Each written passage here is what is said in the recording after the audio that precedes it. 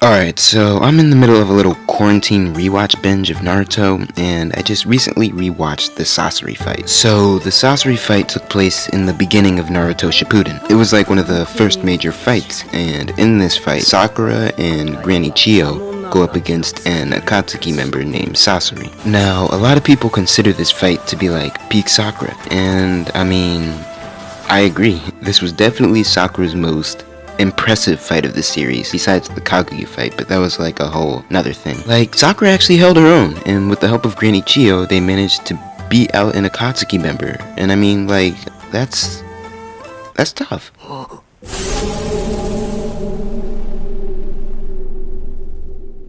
My only thing, and I was thinking this the first time I watched it, and now I'm thinking it in my rewatch, is like, yo, how did Sasori actually lose to them? Right, like, I mean, first of all, off rip, just look at the optics of this loss, right? We have a member of the Akatsuki, in order of some of the most OP people in the shinobi world at this point in the series. Like, there's no way the Akatsuki just picked up some random dude off the street and was like, alright, yo, wear this ring and help us kidnap some Jinchuriki. But, like, after his performance in this fight, you'd think that they did. Like, yo, y'all don't understand. I was so underwhelmed by Sasori after this fight. I started to think, like, yo, these Akatsuki dudes, maybe they're not that cold.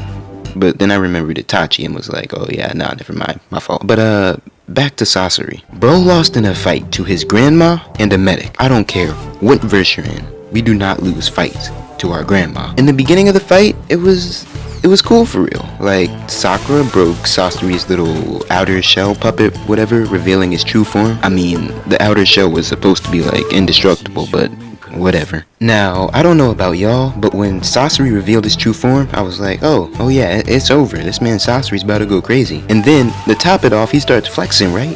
Like, he has a water cannon that can, like, destroy the clouds. Yo pulls out the third Kazekage and uses him as a puppet. I'm like, oh yeah, this man is cold. You trying to tell me this man can body the Kazekage, turn him into a puppet that he uses at his disposal, but can't take these two? You're lying. You're lying to me. But somehow, through some miracle of God, they managed to survive this and managed to break his puppet again. Okay, so at this point, I'm sitting here like, alright, the plot armor is real for these two, but you know, Sasori, I refuse to believe that he's gonna go out like that. So this man pulls out a whole squad of puppets, bro. I'm talking like 100 puppets, and then he starts talking smack. He's like, yo, I once took down a whole army with these. And at this point, there are two possibilities in my head, right? Either this man had a death wish and was going easy on them because he secretly wanted to get killed, because he knew he was about to get jumped by Orochimaru later on that bridge, or he was capping and he never took out no army with these puppets. And I don't see any reason why he'd be lying. So I guess that presents the third possibility, that Granny Chiyo and Sakura were cheating with all that plot armor. Bro, the puppet fights in this were too funny, bro. Like, Sasori and Granny Chiyo looked crazy when they were having that little puppet standoff. Alright, so like the fight goes on, and Sasori ends up getting stabbed in the heart by his own first two puppets, his mom and dad puppet. And they make it all emotional and stuff, and like, that's cool, but why would he leave his heart cylinder just exposed like that? Like, he couldn't have put it in some iron casing? I know he has materials to spare. He spends his whole life building puppets. Don't get me wrong, right? Like, I feel like this was a good fight for Sakura, and like, I remember feeling like she might turn a new leaf after this. But nope, right after this fight, it was right back to the same old, getting injured and holding everybody back, and I'm not gonna make a useless joke. I'm not gonna make a useless joke.